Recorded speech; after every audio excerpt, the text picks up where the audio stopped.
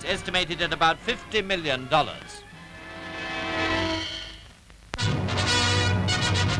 The Security Council, the day before the opening of the United Nations General Assembly. Gromyko himself was presiding over it on the day that brought the total of Soviet vetoes up to 20. The question of Greece was being debated, and America proposed that the matter be referred to the General Assembly.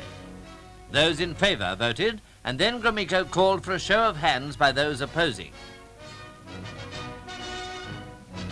Those members of the Council who are against the United States resolution, please raise hands.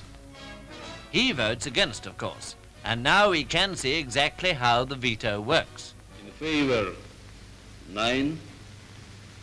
Against, 2. There is no abstention. I consider that the proposal is rejected, since one of the permanent members of the Security Council voted against such proposal.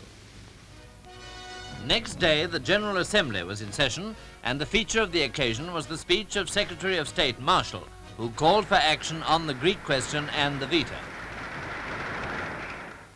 The situation we face today may be summarized by the statement that more than 2 years after the end of the war, the fruits of peace and victory are still beyond our grasp. In place of peace, liberty, economic security, we find menace, repression, and dire want.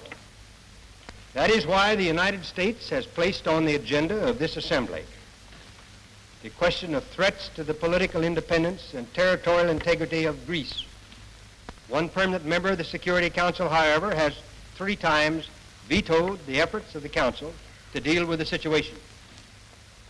If the United Nations should fail to protect the integrity of one small state, the security of all small states would be placed in jeopardy.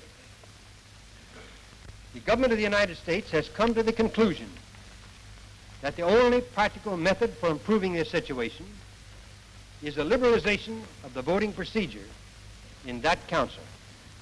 The American plan was to establish a General Assembly committee to receive appeals against the endless Soviet vetoes.